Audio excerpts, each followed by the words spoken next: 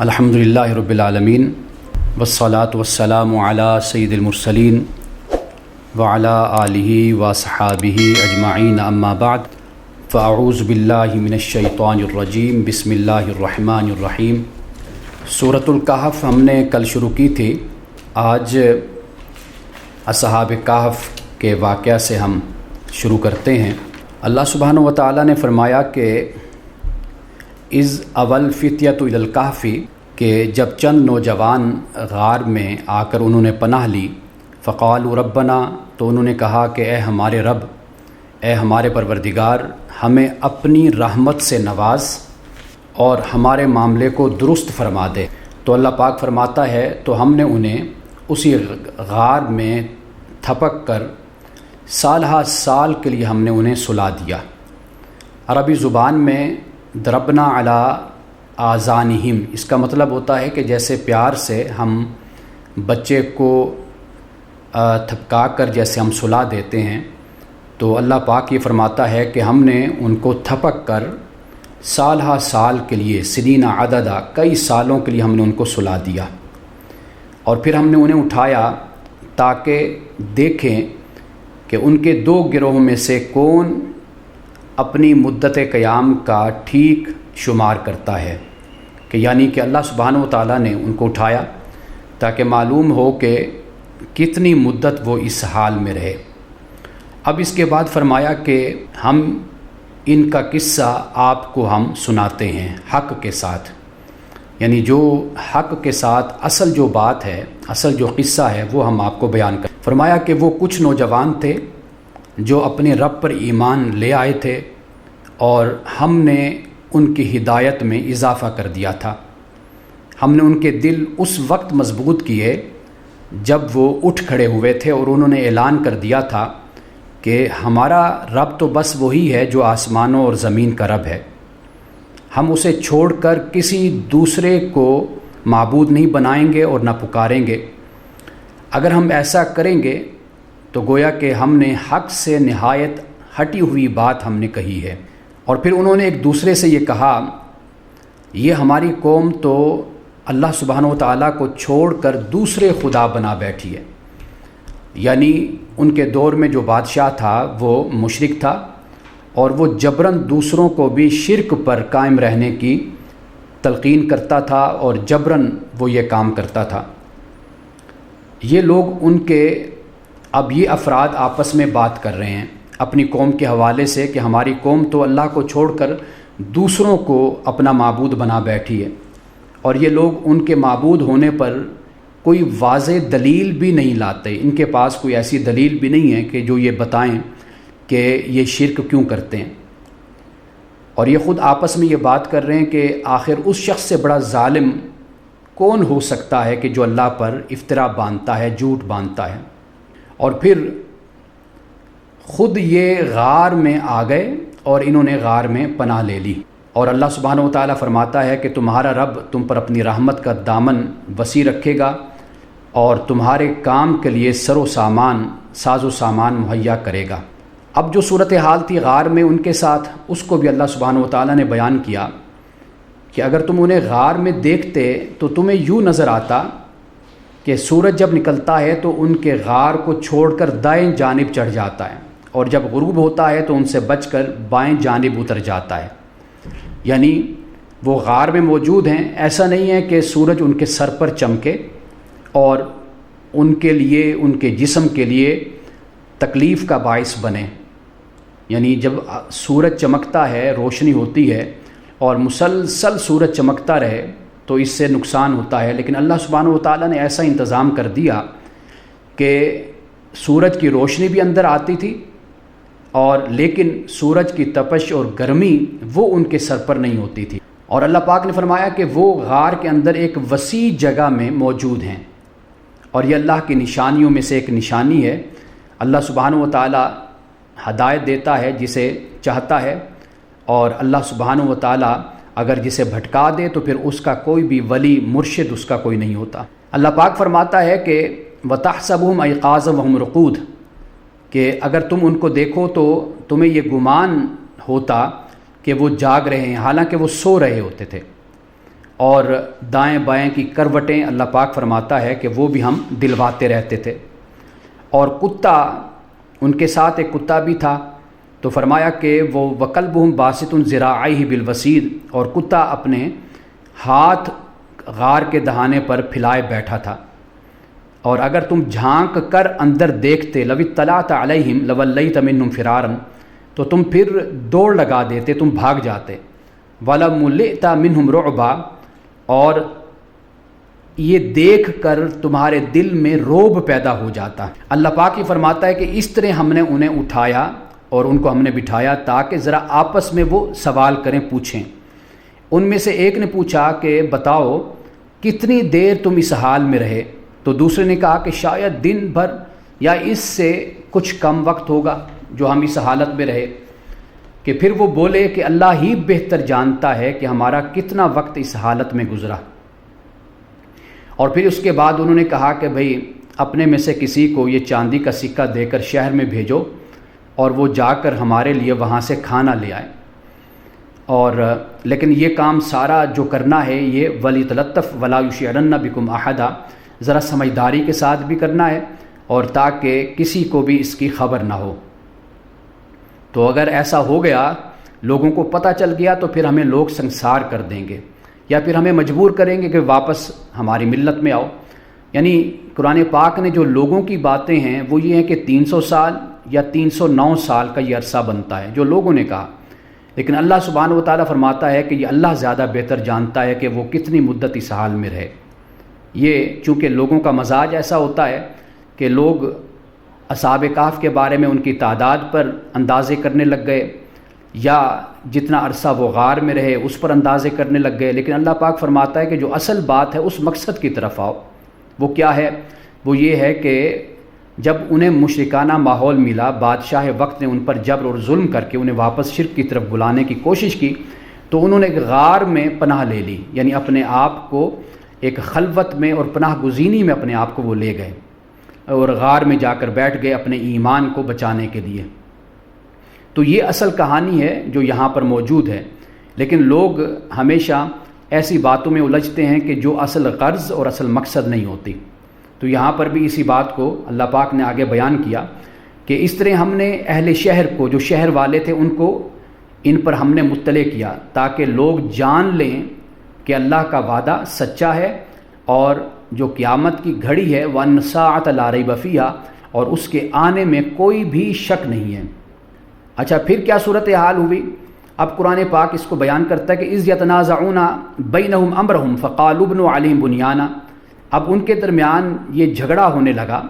یعنی جو اصحاب کہف تھے یہ اٹھے، لوگوں کے سامنے معجزانہ طور پر زندہ ہوئے، موجود ہوئے، لوگوں نے دیکھا، پھر اس کے بعد ان کی روح پرواز کر گئی، پھر یہ ان پر موت آ گئی۔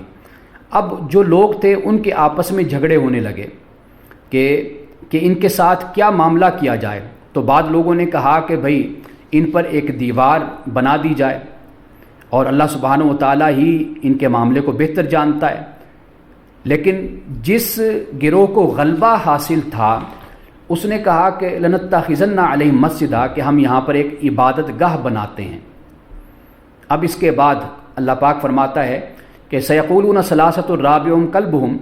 کہ کچھ لوگ تو یہ کہتے ہیں یا کہیں گے کہ وہ 3 تھے اور چوتھا ان کا کتا تھا،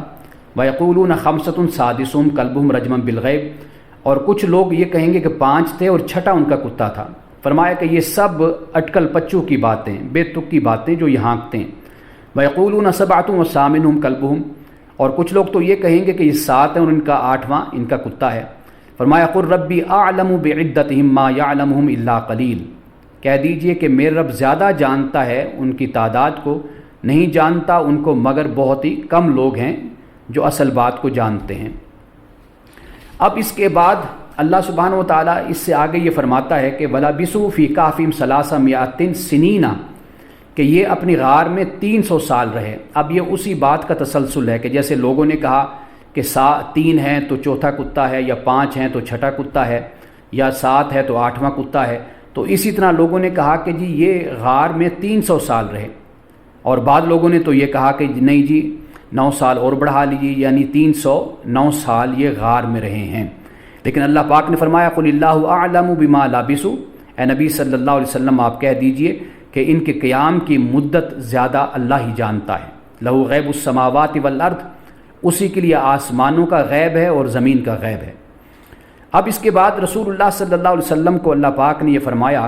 اتل ما اوحی الیک من کتاب ربک، کہ آپ تلاوت کیجئے اپنے رب کی کتاب سے جو آپ کی طرف وحی کی جاتی ہے۔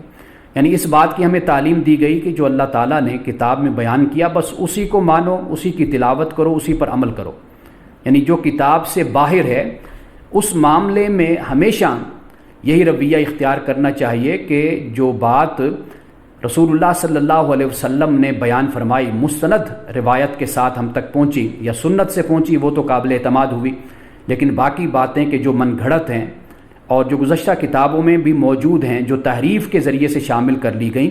تو وہ باتیں اس قابل نہیں ہیں کہ ان پر اعتبار کیا جائے یا ان کی طرف انسان جائے۔ تو لا مبدل لکلماتہ، اللہ تعالیٰ اپنے کلمات کو نہیں بدلنے والا، ولن تجد من دونہ ملتحدا، اور ہرگز آپ اللہ کے سوا کوئی کسی کو بھی پناہ نہیں پائیں گے، یعنی جائے پناہ اگر ہے تو وہ اللہ کی ذات ہے۔ رسول اللہ صلی اللہ علیہ وسلم سے یہ فرمایا کہ جو لوگ اپنے رب کو صبح و شام پکارتے ہیں تو آپ انہی کے ساتھ رہیے، یریدون وجہہ، کیونکہ وہ اپنے رب کی رضا چاہتے ہیں، اللہ کی۔ ولا تعد عیناک عنہم، ان سے اپنی نظروں کو مت پھیریے۔ ترید زینت الحیات الدنیا، کیا آپ دنیا کی زندگی پسند کرتے ہیں؟ ولا تطع من اغفلنا قبل عن ذکرنا، اور جس کے دل ہمارے ذکر سے غافل ہیں اس کی بھی پیروی نہیں کرنی۔ واتبع ہواہ، وہ اپنی خواہش کی پیروی کرتا ہے۔ وکان امرہ فرطا، اور اس کا جو معاملہ ہے وہ حد سے بڑا ہوا ہے۔ اب اس کے بعد اللہ سبحانہ و تعالیٰ نے وہ بات بیان کر دی کہ فمن شاء فلیؤمن ومن شاء فلیکفر، جس نے اچھا کام کیا، جو چاہے وہ ایمان لائے اور جو چاہے وہ کافر ہو جائے۔ یعنی یہاں پر انسان کو اس بات کا اختیار دیا گیا کہ وہ کس راہ کو اپنے لیے چنتا ہے اور اپنے لیے پسند کرتا ہے۔ اور اسی رکوع میں ہی اللہ سبحانہ و تعالیٰ نے پھر جو اچھے کام کرنے والے ہیں ان کے لیے جنت، ایمان والوں کے لیے اور اعمال صالحہ کرنے والوں کے لیے اللہ سبحانہ و تعالیٰ نے جنت کا وعدہ کیا ہے۔ لیکن یہاں پر کچھ اضافے کے ساتھ اس بات کو بیان کیا کہ وہاں سونے کے کنگنوں سے آراستہ کیے جائیں گے یہ مومن، اور باریک ریشم، اطلس و دیبا کے سبز کپڑے ان کو پہنائے جائیں گے، اور اونچی مسندوں پر یہ تکیہ لگا کر بیٹھے ہوں گے۔ اور آگے فرمایا کہ نعم الثواب، یہ بہترین اجر ہے، وحسنت مرتفقہ، اور بیٹھنے کے لحاظ سے یہ بڑا بلند مقام ہے۔ اب اس کے بعد 5ویں رکوع میں 2 افراد کا ذکر کیا گیا۔ ایک فرد وہ ہے کہ جس کو اللہ سبحانہ و تعالیٰ نے سب کچھ عطا کیا لیکن وہ اللہ تعالیٰ کا ناشکرہ ہوا، اور اس نے یہ خیال کر لیا کہ دنیا میں اگر میرے ساتھ یہ اچھا ہوا ہے تو آخرت میں بھی سب کچھ میرے ساتھ اچھا ہی ہوگا۔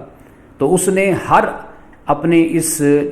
نعمت کو، اجر کو اپنی طرف منسوب کیا کہ یہ سب کچھ میری محنت کا نتیجہ ہے، اور اس نے اللہ سبحانہ و تعالیٰ کی جو قوت ہے، یعنی اس نے یہ نہیں کہا کہ ماشاء اللہ، نہ یہ کہا کہ لا قوت الا باللہ، نہیں قوت مگر اللہ کی، اور جو اللہ نے چاہا۔ یہ الفاظ فقط زبان سے نہیں ادا کرنے ہوتے، یعنی یہ الفاظ اپنے دل میں بھی اتارنے ہوتے ہیں۔ انسان کا کردار اور اخلاق ان الفاظ کا ایک آئینہ ہونا چاہیے اور اس کا ثبوت ہونا چاہیے۔ اور ایسے شخص کا بھی ذکر کر دیا کہ جو مومن تھا لیکن اس کے پاس اگرچہ اتنا مال و متاع نہیں تھا، اس کے باغات نہیں تھے، لیکن اللہ سبحانہ و تعالیٰ پر وہ ایمان رکھنے والا تھا اور تقوی کی راہ اختیار کرنے والا تھا۔ اور پھر جو شخص سب کچھ رکھتا تھا لیکن ناشکرا تھا، ایک وقت آیا کہ اس کا سب کچھ تباہ و برباد کر دیا گیا۔ تو اللہ سبحانہ و تعالیٰ نے در حقیقت یہ مثال کفار و مشرکین کو بھی سمجھائی کہ تمہارے پاس اگر آج اقتدار ہے، سطوت ہے، طاقت ہے، سب کچھ ہے، لیکن یہ یاد رکھو کہ یہ سب کچھ ہمیشہ رہنے والا نہیں ہے، اسے زوال ہے۔ ما عندکم ینفد وما عند اللہ باق، جو تمہارے پاس ہے وہ فنا ہونے والا ہے، اور جو اللہ کے پاس ہے وہ ہمیشہ رہنے والا ہے۔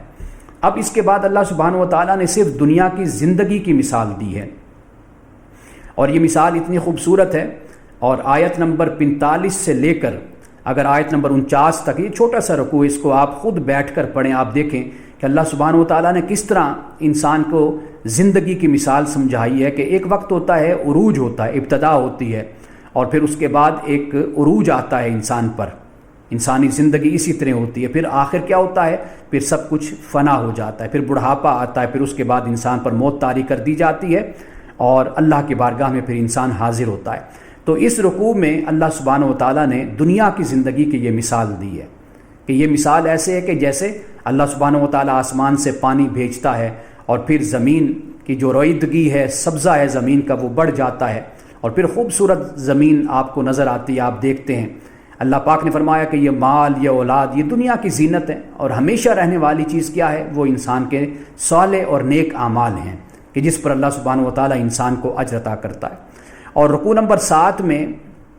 ابلیس کا پھر ذکر ہوتا ہے کہ اللہ پاک فرماتا ہے کہ ہم نے ملائکہ سے کہا کہ سجدہ کرو آدم کو، تو سب نے سجدہ کیا مگر ابلیس نے سجدہ نہیں کیا۔ یہاں پر اللہ پاک نے یہ بھی بیان کر دیا کہ کانا من الجن ففسق عن امر ربی، کہ وہ ابلیس جنوں میں سے تھا اور اس نے اپنے رب کے حکم کی نافرمانی کی تھی۔ اب یہاں پر پھر وہی بات جو ہم پہلے سورۃ بنی اسرائیل میں بھی ہم نے پڑھی، سورۃ الاعراف میں بھی پڑھی، کہ وہ جو چیلنج ہے وہ بیان کیا گیا اور مسلمانوں کو، مومنین کو، انسانوں کو متوجہ کیا گیا کہ ابلیس کی پیروی نہیں کرنی، اللہ سبحانہ و تعالیٰ کے احکام کی پیروی کرنی ہے۔ در حقیقت اسی میں ہی تمہاری نجات ہے۔ اللہ سبحانہ و تعالیٰ کا وعدہ پورا ہونے والا ہے، اور جو اللہ وعدہ کرتا ہے اور جو اللہ کے کلمات ہیں ان میں کوئی تبدیلی نہیں آتی۔ ابلیس کا جو وعدہ ہے وہ فقط دھوکہ اور فریب ہے۔ اس کے بعد جیسے میں نے پہلے ایک دفعہ بیان کیا کہ سورۃ بنی اسرائیل ہے، اس میں بھی اللہ سبحانہ و تعالیٰ نے یہ بار بار یہ بیان فرمایا کہ وَلَقَدْ صَرَّفْنَا فِي هَٰذَا الْقُرْآنِ لِلنَّاسِ مِن كُلِّ مَثَلٍ، کہ ہم نے اس قرآن میں لوگوں کو طرح طرح سے ہم نے سمجھایا ہے، لیکن وَكَانَ الْإِنسَانُ أَكْثَرَ شَيْءٍ جَدَلًا، مگر انسان بڑا ہی جھگڑالو واقع ہوا، یعنی یہ جھگڑے میں زیادہ پڑتا ہے، اختلاف میں زیادہ پڑتا ہے۔ لیکن اللہ سبحانہ و تعالیٰ کی راہ بالکل سیدھی اور آسان راہ ہے کہ جس پر اگر انسان چلے تو وہ ہدایت کو اور رہنمائی کو وہ پا سکتا ہے اور جنت کو حاصل کر سکتا ہے۔ اب اس کے بعد اللہ سبحانہ و تعالیٰ نے حضرت موسیٰ علیہ السلام اور حضرت خضر علیہ السلام ان کے واقعے کو یہاں پر بیان کیا ہے، اور ایک مقام جسے مجمع البحرین قرآن پاک نے کہا، یعنی دو دریاؤں کے ملنے کی جگہ، وہ جو ملنے کی جگہ تھی وہاں پر حضرت موسیٰ علیہ السلام نے اپنے خادم سے یہ کہا تھا کہ جب یہ جگہ آئے، ہم یہاں پر پہنچ جائیں تو مجھے تم یاد کرا دینا۔ لیکن جب یہاں پر پہنچے اور مچھلی اچھل کر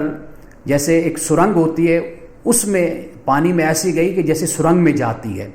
تو وہ جو خادم تھا، نوجوان ساتھ تھا، وہ بتانا حضرت موسیٰ علیہ السلام کو بھول گیا، اور جب آپ آگے چلے گئے تو پھر آپ کو یاد آیا تو آپ نے اپنے خادم سے کہا کہ بھئی وہ میرا ناشتہ لاؤ، میں بڑا تھک گیا ہوں، کچھ آرام بھی کرنا چاہتا ہوں۔ تو اس نے کہا کہ وہ تو مچھلی فلاں جگہ پر اس طرح اچھل کر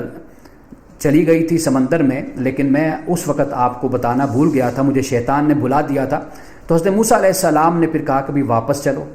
تو واپس اس مقام پر آئے تو وہاں پر پھر انہوں نے اللہ کے ایک بندے کو پایا۔ قرآن پاک اس کو بیان کرتا ہے کہ فوجدہ عبدا من عبادنا، کہ پھر انہوں نے یعنی حضرت موسیٰ علیہ السلام نے اور جو خادم تھا انہوں نے دونوں نے ہمارے بندوں میں سے ایک بندے کو پایا، اور یہ وہ بندہ تھا کہ جسے ہم نے اپنی جناب سے رحمت بھی عطا کی تھی اور اسے ہم نے اپنی جناب سے علم بھی عطا کیا تھا۔ حضرت موسیٰ علیہ السلام نے ان سے یہ کہا کہ کیا میں آپ کے ساتھ رہ سکتا ہوں، یعنی میں آپ کی پیروی کر سکتا ہوں، آپ کے پیچھے چل سکتا ہوں، تاکہ آپ مجھے بھی اس علم کی تعلیم دیں جو آپ کو سکھایا گیا ہے، یعنی اس رشد کی، اس ہدایت کی آپ مجھے تعلیم دیں۔ حضرت خضر علیہ السلام نے کہا انک لن تستطیع معی صبرا، کہ آپ میرے ساتھ صبر نہیں کر سکتے، اور جس چیز کی آپ کو خبر نہ ہو آخر آپ اس پر صبر کیسے کریں گے؟ وکیف تصبر علی ما لم تحط به خبرا قال ستجدنی ان شاء اللہ صابرا ولا اعصی لک امرا۔ حضرت موسیٰ علیہ السلام نے کہا انشاءاللہ آپ مجھے صبر کرنے والا پائیں گے اور میں کسی معاملے میں بھی آپ کی نافرمانی نہیں کروں گا۔ قال فإن اتبعتنی فلا تسألنی عن شیء حتی احدث لک منہ ذکرا۔ حضرت خضر نے کہا کہ اگر آپ میرے ساتھ چلتے ہیں تو مجھ سے کوئی بات بھی آپ نے پوچھنی نہیں ہے کہ جب تک کہ میں خود آپ کو نہ بتاؤں۔ فانطلقا، تو پھر دونوں چل پڑے، چلتے ہوئے پھر کشتی میں سوار ہوئے تو حضرت خضر نے کشتی میں سوراخ کر دیا، شگاف کر دیا۔ اب جب حضرت موسیٰ علیہ السلام نے یہ دیکھا کہ انہوں نے کشتی میں شگاف کر دیا ہے تو پھر وہ بولے کہ بھئی یہ آپ نے کیا اس لیے اس میں شگاف کیا ہے کہ جو اس میں بیٹھے ہوئے ہیں وہ ان کو آپ غرق کر دیں؟ یہ تو آپ نے کوئی اچھا کام تو نہیں کیا۔ تو حضرت خضر نے کہا کہ میں نے کہا نہیں تھا کہ آپ میرے ساتھ صبر نہیں کریں گے؟ تو پھر اس کے بعد حضرت موسیٰ علیہ السلام نے کہا کہ قال لا تؤاخذنی بما نسیت، کہ آپ میرا مواخذہ نہ کریں اس وجہ سے کہ میں بھول گیا، ولا ترہقنی من امری اسرا، اور آپ اس معاملے میں مجھ پر سختی بھی نہ کریں۔ فانطلقا، پھر وہ چل پڑے، اور پھر ایک غلام سے، ایک بچے سے دونوں کی ملاقات ہوئی۔ حضرت خضر نے اس کو قتل کر دیا۔ تو حضرت موسیٰ علیہ السلام نے کہا کہ کیا ایک بے گناہ شخص کو آپ نے، ایک بے گناہ کو آپ نے قتل کر دیا بغیر نفس، کسی قتل کے بدلے میں، کہ بغیر آپ نے ایک بے گناہ کو آپ نے قتل کیا۔ تو حضرت خضر علیہ السلام نے پھر وہی الفاظ کہے کہ کیا میں نے آپ سے کہا نہیں تھا کہ آپ میرے ساتھ صبر نہیں کر پائیں گے؟ حضرت موسیٰ علیہ السلام نے اب کہا کہ اگر میں اب پوچھوں آپ سے کچھ تو پھر آپ مجھے اپنی مصاحبت سے، اپنی رفاقت سے آپ پھر دور کر دیجئے گا، تو اب میں ہرگز ایسی بات نہیں کہوں گا۔ پھر وہ چل پڑے، تو وہ پھر ایک ایسی بستی میں پہنچتے ہیں کہ جہاں پہ حضرت خضر نے ان سے درخواست کی کہ بھئی آپ ہمیں کچھ کھانے کے لیے دیجئے، تو لیکن انہوں نے ان کی ضیافت نہیں کی، ان کی مہمان نوازی نہیں کی۔ تو وہاں پر ایک دیوار دیکھی دونوں نے، تو حضرت خضر علیہ السلام نے، وہ دیوار گرنے والی تھی تو اس کو سیدھا کر دیا، اور حضرت موسیٰ علیہ السلام نے کہا کہ لو شئت لاتخذت علی اجرا، اگر آپ چاہتے تو آپ اس پر اجر بھی، مزدوری بھی آپ لے سکتے تھے، اجرت لے سکتے تھے، لیکن آپ نے فری میں یہ سارا کام کر دیا۔ اب حضرت خضر علیہ السلام نے کہا کہ اب وقت آ گیا ہے ہمارے فراق کا، اب ہم ساتھ نہیں چل سکتے۔ تو اس کے بعد حضرت خضر علیہ السلام نے پھر حضرت موسیٰ علیہ السلام کو بتایا کہ بھئی جو میں نے کشتی میں سراغ کیا تھا، تو اس لیے سراغ کیا تھا کہ اس دریا کے دوسرے کنارے پر ایک بادشاہ کا علاقہ تھا یا بادشاہ تھا، کہ جو اچھی کشتی جس میں کوئی شگاف یا سوراخ نہیں ہوتا تھا، اچھی کشتی ہوتی تھی تو اس کو قبضے میں لے لیتا تھا، تو میں نے اس لیے اس میں سراغ کر دیا تاکہ یہ کشتی غریب لوگوں کی ہے تو یہ ان کے پاس ہی رہے اور وہ بادشاہ ان سے چھینے نہیں۔ دوسری بات یہ بتائی کہ میں نے جس بچے کو قتل کیا وہ اس لیے میں نے قتل کیا کہ اس بچے نے اپنے والدین کو اپنی سرکشی اور کفر کی وجہ سے پریشان کر دینا تھا، اور ہم نے یہ چاہا کہ اللہ تعالیٰ اپنے کرم سے ان کو بدل عطا کر دے، اور ایسا بچہ عطا کرے کہ جو زکاتاً یعنی اچھا بچہ ہو، نیک بچہ ہو، وقب رحمہ، اور جو صلہ رحمی کرنے والا ہو، جو رشتہ دار ہیں ان کے حق کو زیادہ پہچاننے والا ہو۔ یہ حضرت خضر علیہ السلام نے اس کا جواب دیا، اور پھر اس کے بعد جو دیوار سیدھی کی تھی اس کے بارے میں کہا کہ بھئی در حقیقت اس دیوار کے نیچے 2 یتیم بچوں کا خزانہ تھا جو ماں باپ نے فوت ہوتے وقت وہاں پر چھپا دیا تھا، اور ماں باپ ان کے نیک تھے، تو میں نے اس لیے کہ وہ خزانہ چھپ جائے لوگوں سے کہ کہیں لوگ اس کو نہ لے لیں، اس پر قبضہ نہ کر لیں، تو اس لیے میں نے وہ دیوار سیدھی کر دی تھی۔ یہ تعویل ہے کہ جو حضرت خضر علیہ السلام نے کہا کہ ذالک تعویل ما لم تستطع علیہ صبرا، کہ یہ وہ تعویل ہے جس پر صبر آپ نے نہیں کیا تھا، حضرت موسیٰ علیہ السلام سے کہا۔ اب دیکھیے کہ اس میں جو سب سے بڑی حکمت ہے وہ یہ ہے کہ تکوینی امور ہیں اللہ سبحانہ وتعالیٰ کے۔ تکوینی امور سے مراد یہ ہے کہ اس زندگی میں بہت سے حادثات اور بہت سے واقعات رونما ہوتے رہتے ہیں کہ جس پر انسان کبھی ناشکری کا مظاہرہ بھی کرتا ہے، کبھی بے صبری کا مظاہرہ بھی کرتا ہے، لیکن در حقیقت اس میں اللہ سبحانہ وتعالیٰ نے انسان کے لیے بہتری کو چھپا کر رکھا ہوتا ہے، انسان کی منفعت اس میں ہوتی ہے۔ یہ در حقیقت چونکہ سورۃ الکہف مکی صورت ہے، اور اس میں مسلمانوں سے رسول اللہ صلی اللہ علیہ وسلم سے مختلف سوالات کیے گئے تھے، اور وہ سوالات تھے روح کے بارے میں سوال تھا، اسی طرح یہ سوال ذوالقرنین کے بارے میں بھی تھا، اور اسی طرح حضرت خضر علیہ السلام کے حوالے سے بھی ضمناً اس واقعے کو بیان کر دیا گیا۔ یہ چند سوالات تھے جو آپ سے کیے گئے، اور اس کا جواب آپ نے اس طرح مرحمت فرمایا، اللہ سبحانہ وتعالیٰ نے آپ پر وحی کی۔ اب اس میں حکمت میں نے آپ کو بتا دی کہ تکوینی امور ہوتے ہیں۔ ہاں، آخری بات اس حوالے سے وہ یہ ہے کہ چونکہ مسلمان اس وقت کفار و مشرکین کے تشدد کا اور ظلم کا شکار تھے، تو اللہ سبحانہ وتعالیٰ نے ایک لحاظ سے مسلمانوں کو یہ خوشخبری اس میں دے دی کہ یہ جو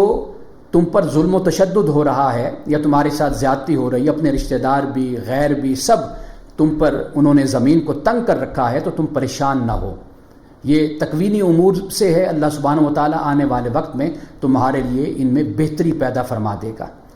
اب اس کے بعد ذوالقرنین کے حوالے سے سوال کیا گیا، آپ سے پوچھا گیا کہ ذوالقرنین کون تھا؟ اب قرآن نے یہاں پر 3 اس کی مہم بیان کی ہیں، 3 مہمیں بیان کی، جبکہ تاریخ میں 2 مہمیں بیان کی جاتی ہیں، اور بعد میں پھر اس کو ڈسکور کیا گیا کہ واقعی ذوالقرنین کی ایک تیسری مہم بھی تھی کہ جس کی طرف قرآن پاک نے اشارہ کیا، اور پھر قرآن پاک کے اس وحی کے بعد پھر اس کی تحقیق کی گئی اور اس کے بارے میں کھوج لگائی گئی، تو پھر معلوم ہوا کہ واقعی ذوالقرنین کی ایک تیسری مہم بھی تھی۔ اب یہ ذوالقرنین کون تھا، اس کے بارے میں ہمارے ہاں اختلاف بھی موجود ہے، لیکن قرآن پاک جس ذوالقرنین کی بات کرتا ہے یہ ذوالقرنین وہی تھا کہ جو صاحب ایمان تھا اور عمل صالح کرنے والا بادشاہ تھا، اور حضرت مولانا ابوالکلام آزاد رحمۃ اللہ تعالی علیہ نے اس پر بڑی تحقیق کی ہے، اور انہی کی تحقیق کو لے کر پھر آگے سب لوگ چلے ہیں بعد میں آنے والے۔ وَيَسْأَلُونَكَ عَنْ ذِي الْقَرْنَيْنِ، آپ سے پوچھتے ہیں ذوالقرنین کے بارے میں، قُلْ سَأَتْلُو عَلَيْكُم مِّنْهُ ذِكْرًا، آپ ان سے کہہ دیجئے کہ میں تمہیں اس کے بارے میں کچھ بتاتا ہوں۔ إِنَّا مَكَّنَّا لَهُ فِي الْأَرْضِ وَآتَيْنَاهُ مِنْ كُلِّ شَيْءٍ سَبَبًا، ہم نے اسے زمین میں اقتدار عطا کیا تھا، یعنی ذوالقرنین کو، اور پھر ہم نے اسے ہر قسم کے اسباب اور وسائل بھی ہم نے ذوالقرنین کو دیے تھے۔ فَأَتْبَعَ سَبَبًا، اور پھر اس نے مغرب کی طرف مہم کے لیے ساز و سامان کو تیار کیا، حتیٰ اذا بلغ مغرب الشمس، یہاں تک کہ یہ پھر پہنچا غروب آفتاب کی حد تک، وجدہا تغرب فی عین حامیۃ ووجد عندہا قوما، تو پھر اس نے وہاں پر یعنی اس طرح سورج تھا کہ جیسے سورج ایک کالے پانی میں گارے میں ڈوبتا ہوا اس نے دیکھا سورج کو، یعنی پایا، ووجد عندہا قوما، اور وہاں پر اسے پھر ایک قوم بھی ملی، ایک قوم کو بھی اس نے پایا۔ قلنا یا ذی القرنین، ہم نے کہا اے ذوالقرنین، اما ان تعذب و اما ان تتخذ فیہم حسنا، اب تیری مرضی ہے کہ اس قوم کو تو سزا دے یا ان سے تو اچھا سلوک کر۔ قال اما من ظلم فسوف نعذبہ ثم يرد الى ربہ فیعذبہ عذابا نکرا، اس نے کہا کہ جو ان میں سے ظلم کرے گا تو پھر ہم اسے عذاب دیں گے، اور پھر اسے اس کے رب کی طرف لٹایا جائے گا، پھر اللہ سبحانہ و تعالیٰ بھی اسے سخت عذاب دے گا۔ اب یہاں پر دیکھیے کہ اللہ سبحانہ و تعالیٰ کا ذوالقرنین نے ذکر کیا، اور پھر آگے وَأَمَّا مَنْ آمَنَ وَعَمِلَ صَالِحًا، اور جو ان میں سے ایمان لائے گا اور اچھے کام کرے گا تو فَلَهُ جَزَاءً الْحُسْنَى، تو پھر اس کی اچھی جزا ہوگی، یعنی معلوم ہو گیا کہ ذوالقرنین صاحب ایمان تھا اور عمل صالح کرنے والا بادشاہ تھا۔ وَسَنَقُولُ لَهُ مِنْ أَمْرِنَا يُسْرًا،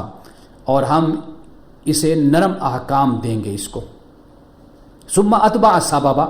پھر اس کے بعد دوسری مہم کی پھر اس نے تیاری کی، حتیٰ اذا بلغ مطلع الشمس، یہاں تک کہ یہ پھر سورج کے طلوع ہونے کی جگہ پر پہنچا، اور وجدہا تطلع علی قوم، پھر سورج کو اس نے ایسی قوم پر طلوع ہوتے ہوئے دیکھا کہ لم نجعل لهم من دونہا سترا، کہ جس کے لیے دھوپ سے بچنے کا کوئی سامان ہم نے نہیں کیا۔ کذالک، یہ صورتحال تھی ان کی۔ وقد احطنا بما لدیہ خبرا، اور ذوالقرنین کے پاس جو کچھ تھا اسے ہم جانتے تھے، یعنی ہم احاطہ ہم نے کیا ہوا تھا۔ ثم اتبع سببا، پھر اس کے بعد یہ تیسری مہم اس کی شروع ہوئی۔ حتیٰ اذا بلغ بین السدین، یہ 2 پہاڑوں کے درمیان یہ پہنچا ذوالقرنین۔ وجد من دونہما قوما، اور تو وہاں پر اسے ایک قوم ملی جو مشکل سے کوئی بات سمجھتی تھی، لا یکادون یفقہون قولا، چونکہ ذوالقرنین کی زبان کچھ اور تھی، ان کی زبان کچھ اور تھی۔ قالوا یا ذی القرنین، انہوں نے کہا ذوالقرنین، ان یاجوج و ماجوج مفسدون فی الارض، کہ یہ جو یاجوج اور ماجوج ہیں یہ زمین میں فساد کرتے ہیں، یعنی ہمارے اس ملک میں۔ فہل نجعل لک خرجا علی ان تجعل بیننا وبینہم سدا، کہ ہم اگر تجھے کچھ اجرت دیں اور ٹیکس دیں تو ہمارے اور ان کے درمیان ایک دیوار کھڑی کر دے۔ قال ما مکنی فی ربی خیر فاعینونی بقوہ، ذوالقرنین نے کہا کہ مجھے میرے رب نے بہت کچھ دے رکھا ہے، بس تم میری مدد کرو قوت کے ساتھ۔ اجعل بینکم وبینہم ردما، کہ میں تمہارے اور ان کے درمیان ایک بند بنا دیتا ہوں۔ آتونی زبر الحدید، کہ مجھے تم لوہے کی چادریں تم لا کر دو۔ حتیٰ اذا ساوا بین الصدفین، تو جب دونوں پہاڑوں کے درمیان خلا کو اس نے پر کر دیا تو پھر لوگوں سے کہا کہ انفخو، کہ تم جو پگھلا ہوا تانبا ہے، حتیٰ اذا جعلہ نارا، تو انہوں نے کہا کہ اب تم آگ کو بھڑکاؤ، دہکاؤ، حتیٰ کہ جب یہ جو لوہے کی دیوار ہے بالکل آگ کی طرح سرخ ہو گئی تو پھر حضرت ذوالقرنین نے کہا کہ اب لاؤ کہ پگھلا ہوا تانبا اس پر میں انڈیل دوں اس پر، اور پھر اس طرح یہ اتنی مضبوط دیوار بن جائے گی کہ یاجوج ماجوج بھی پھر اس پر چڑھ نہیں سکیں گے۔ یہ حضرت ذوالقرنین نے کہا، اور ذوالقرنین نے پھر اس سے آگے کہا کہ قال ھذا رحمت من ربی، یہ میرے رب کی رحمت سے ہے۔ فاذا جاء وعد ربی جعلہ دکا، مگر جب میرے رب کے وعدے کا وقت آئے گا تو اس وقت یہ بالکل دیوار ختم ہو جائے گی۔ وکان وعد ربی حقا، اور میرے رب کا وعدہ برحق ہے۔ یعنی کہا کہ بھئی یہ دیوار تمہیں یاجوج ماجوج سے تو بچائے گی، لیکن جب قیامت آئے گی تو پھر اس موقع پر یہ دیوار بالکل ہی ریزہ ریزہ کر دی جائے گی، پیوند خاک اس دیوار کو کر دیا جائے گا۔ اب یعنی یہاں سے یہ بھی معلوم ہو گیا کہ ذوالقرنین صاحب ایمان ایک بادشاہ تھا، اور یہ بھی معلوم ہو گیا کہ یاجوج ماجوج ایک قوم تھی۔ اب یہ تیسری مہم تھی، اس کے بارے میں کہا جاتا ہے کہ یہ جو حضرت نوح علیہ السلام کی نسل سے تھے یاجوج ماجوج، یعنی حضرت نوح علیہ السلام کے ایک بیٹے یافس تھے، یہ ان کی اولاد تھی، اور یہ غالباً یہ جو سائٹ بنتی ہے یہ رشیا کی، یعنی جو الفاظ بائبل میں آتے ہیں وہ الفاظ ایسی ہیں جیسے ماسکو ہے، اس کو ماسک لکھا ہوا ہے، اسی طرح کے دیگر علاقوں کا بھی ذکر ہمیں بائبل میں ملتا ہے۔ تو گویا کہ معلوم یہی ہوتا ہے کہ یہ تیسری مہم اس علاقے کی طرف ذوالقرنین کی تھی، اور یافس کی جو اولاد ہے یہ ساری کی ساری یافس کی اولاد ہے، جنہیں ہم گورا کہتے ہیں، آپ یوں کہہ لیجئے کہ یہ رشیا کے لوگ ہیں اور یہ یورپ کے لوگ اور اس کے علاوہ دیگر، یہ یعنی انہی کی طرف یہ اشارہ ہے کہ یہ تیسری مہم میں یہی حضرت یافس کی اولاد تھی کہ جن کے حملوں سے بچانے کے لیے قوم کو حضرت ذوالقرنین نے ایک آہنی دیوار کو قائم کر دیا تھا اور بنا دیا تھا۔ اب اس کے بعد اللہ سبحانہ و تعالیٰ نے انذار فرمایا، یعنی قرآن پاک میں جو لوگ دنیا میں رہتے ہیں، زندگی گزارتے ہیں، ان کو خبردار کیا ہے کہ بھائی اللہ کی بارگاہ میں تم نے حاضر ہونا ہے اور اپنے اعمال کا جواب دینا ہے۔ اب اس کے بعد جو آخری رکوع ہے، اس میں ایک دو باتیں جو خاص طور پر میں بیان کرنا چاہتا ہوں، وہ یہ ہے کہ اللہ سبحانہ و تعالیٰ نے اس کے آخر میں یہ فرما دیا کہ قل انما انا بشر مثلکم یوحی الی انما الہکم الہ واحد، اے نبی صلی اللہ علیہ وسلم آپ کہہ دیجئے کہ میں تمہارے جیسا بشر ہوں، میری طرف وحی کی جاتی ہے، اس میں کوئی شک نہیں، تمہارا معبود ایک معبود ہے۔ یعنی رسول اللہ صلی اللہ علیہ وسلم نے اپنی بشریت کا اعلان فرمایا اور یہ بتا دیا کہ میرا امتیاز اور میری فضیلت اور میری عظمت یا مرتبہ یہ ہے کہ مجھے اللہ سبحانہ و تعالیٰ نے اپنی وحی سے مشرف فرمایا ہے۔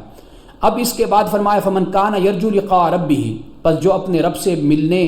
کی امید رکھتا ہے یا یقین رکھتا ہے تو فلیعمل عملا صالحا، تو پھر اسے چاہیے کہ وہ اچھے کام کرے، ولا یشرک بعبادت ربہ احدا، تو اپنے رب کی عبادت کے ساتھ کسی کو شریک نہ ٹھہرائیں۔ اب یعنی اللہ سے ملنے کی امید رکھنے والے لوگ اچھے کام کرتے ہیں، یعنی جنہیں آخرت پر یقین ہے کہ انہوں نے اپنے رب سے ملاقات کرنی ہے، تو پھر وہ دو کام کرتے ہیں، ایک تو عمل صالح کرتے ہیں اور دوسرا یہ کہ وہ شرک نہیں کرتے۔ اب اس کے بعد سورۃ مریم کا آغاز ہوتا ہے۔ سورۃ مریم میں سب سے پہلے تو حضرت زکریا علیہ السلام کا ذکر ہے، اور یہ بڑی خوبصورت دعا ہے کہ ذکر رحمت ربک عبدہ زکریا، ذکر ہے اس رحمت کا جو تیرے رب نے اپنے بندے زکریا پر کی تھی، اذ نادا ربہ نداء خفیہ، کہ جب اس نے اپنے رب کو چپ کے پکارا تھا۔ چپ کے پکارنے کا بھی اپنا ہی مزہ ہے کہ اللہ تعالیٰ کی بارگاہ میں انسان تنہائی میں خلوت میں اپنے رب کو یاد کرتا ہے، پکارتا ہے۔ قال ربی انی وہن العظم منی، عرض کے مولا اے میرے پروردگار میری ہڈیاں گھل گئی ہیں، واشتعل الراس شیبا، اور میرا سر بھڑک اٹھا ہے، یعنی میرے سر کے بال سفید ہو گئے، ولم اکن بدعائک ربی شقیا، اور کبھی بھی اے مولا جب بھی میں نے تجھ سے مانگا تو میں نامراد نہیں رہا، تو نے ہمیشہ مجھے عطا کیا۔ اور عرض یہ کی کہ مولا مجھے میرا وارث عطا کر دے۔ اللہ تعالیٰ نے حضرت زکریا علیہ السلام کو ایک بیٹے کی خوشخبری دی اور اس کا نام یحییٰ تھا، اور حضرت یحییٰ کے بارے میں قرآن پاک نے واضح طور پر اس بات کو بیان کر دیا اور آپ کی شان کو بیان کیا کہ یا یحییٰ خذ الکتاب بقوہ، اے یحییٰ کتاب کو قوت کے ساتھ پکڑ لے۔ یعنی جب یحییٰ جوان ہو گئے، ان کو اللہ تعالیٰ نے نبوت عطا کی، وآتیناہ الحکم صبیہ، ہم نے اسے بچپن میں ہی اللہ پاک فرماتا ہے کہ ہم نے اس کو حکم عطا کیا تھا، دانائی عطا کی تھی، وحنانا من لدنا وزکا، اور اپنی طرف سے ہم نے یحییٰ کو نرم دلی عطا کی تھی، وزکا اور پاکیزگی بھی عطا کی تھی، وکان تقیہ اور یہ بڑا پرہیزگار تھا، وبرم بوالدیہ اور اپنے والدین کے حق کو پہچاننے والا بھی تھا، حسن سلوک کرنے والا تھا، ولم یکن جبارا عصیہ اور جبار بھی نہیں تھا اور نافرمان بھی نہیں تھا۔ اس کے بعد اللہ سبحانہ و تعالیٰ نے سلامتی بھیجی ہے، سلام بھیجا ہے حضرت یحییٰ علیہ السلام کی پیدائش پر، آپ کی وفات پر، اور اس دن پر جس دن حضرت یحییٰ علیہ السلام کو اٹھایا جائے گا۔ اب حضرت مریم کا آغاز ہوتا ہے دوسرے رکوع میں، حضرت مریم کا اور ابن مریم کا، اور حضرت مسیح علیہ السلام یعنی ابن مریم کے اخلاق اور سیرت اور صفات کا بھی ساتھ ہی ذکر ہوتا ہے۔ حضرت مریم علیہ السلام کے پاس فرشتہ آتا ہے اور وہ بشر کی شکل میں آتا ہے، اور حضرت مریم اس سے خوفزدہ ہوتی ہیں اور پناہ مانگتی ہیں، تو وہ کہتا ہے بھئی میں تیرے رب کا رسول ہوں اور میں اس لیے آیا ہوں تاکہ تجھے ایک پاکیزہ بچہ دوں۔ تو حضرت مریم علیہ السلام نے کہا کہ بھئی یہ کیسے ممکن ہے کہ مجھے کسی بشر نے چھوا بھی نہیں ہے، اور نعوذ باللہ میں کوئی بدکار بھی نہیں ہوں۔ تو اس کے بعد اللہ سبحانہ و تعالیٰ کے فرشتے نے کہا کہ بھئی تیرے رب پر یہ بہت ہی آسان ہے، اور حضرت مریم علیہ السلام کو پھر حمل ٹھہرا، اور قرآن پاک نے اس ساری کیفیت کو یہاں پر بیان کیا۔ اور پھر زمانے کے بعد کہ جب حضرت مریم علیہ السلام حضرت مسیح علیہ السلام کے ساتھ جب اپنی قوم کے سامنے جب آتی ہیں، حضرت مسیح علیہ السلام ایک تو تبلیغ و دعوت بھی کر رہے ہیں، اور حضرت مسیح علیہ السلام کا کلام اور ان کی گفتگو ایسی ہوتی تھی کہ خود مخالفین بھی اس بات کو تسلیم کرتے تھے کہ ایسے لگتا ہے کہ حضرت مسیح علیہ السلام کا اپنا کلام نہیں، حضرت مسیح علیہ السلام کے کلام میں رب بولتا ہے۔ اب اس کے بعد حضرت مریم علیہ السلام سے جب بستی والوں نے اور اپنے خاندان والوں نے جب الجھنے کی کوشش کی، تو آپ نے حضرت مسیح علیہ السلام کی طرف اشارہ کر دیا۔ انہوں نے کہا کہ بھئی یہ تو بچہ ہے، نوجوان چھوٹا ہے، اس سے ہم کیا بات کریں۔ حضرت مسیح علیہ السلام نے کہا کہ انی عبداللہ، کہ بے شک میں اللہ کا بندہ ہوں، آتانی الکتاب وجعلنی نبیّ، مجھے میرے اللہ نے کتاب دی ہے اور مجھے نبی بنایا ہے، وجعلنی مبارکا اینما کنت، میں جہاں بھی رہوں میں برکت والا ہوں، واوصانی بالصلاۃ، مجھے اللہ نے نماز کا حکم دیا، والزکوٰۃ، زکوٰۃ کا حکم دیا، ما دمت حیا، جب تک میں زندہ رہوں، وبرم بوالدتی، میں اپنی والدہ کے ساتھ حسن سلوک کرنے والا ہوں۔ اب آپ یہاں پر دیکھیے کہ اگر والد ہوتے تو انداز وہی ہوتا کہ جو حضرت یحییٰ علیہ السلام کے حوالے سے تھا، کہ وہاں پہ فرمایا وبرم بوالدی، کہ یہ اپنے والدین کے ساتھ حسن سلوک کرنے والا ہے، چونکہ حضرت یحییٰ کے دونوں تھے یعنی والد اور والدہ، حضرت مسیح علیہ السلام کی صرف والدہ تھی، اس لیے فرمایا وبرم بوالدتی، کہ اپنی والدہ کے ساتھ یہ اچھا سلوک کرنے والے تھے۔ ولم یجعلنی جبارا شقیّا، اور کہا کہ میرے رب نے مجھے جبار اور شقی بنا کر نہیں بھیجا۔ اب دیکھیے فرمایا والسلام علی یوم ولدت، سلام ہو میری اس دن پر جب مجھے پیدا کیا گیا، ویوم اموت، اور جب مجھے موت دی جائے گی، ویوم یبعث حیا، اور جس دن پھر مجھے اٹھایا جائے گا۔ اب اللہ پاک نے یہ کہا کہ یہ حضرت عیسیٰ ابن مریم کا قول ہے، سچا قول ہے، جبکہ یہ لوگ اس معاملے میں شک کرتے ہیں۔ اب اس کے بعد حضرت ابراہیم علیہ السلام کا ذکر ہوتا ہے۔ اللہ پاک نے فرمایا کہ انہ کان صدیقا نبیّا، کہ ابراہیم علیہ السلام راست باز انسان تھے، صدیق تھے،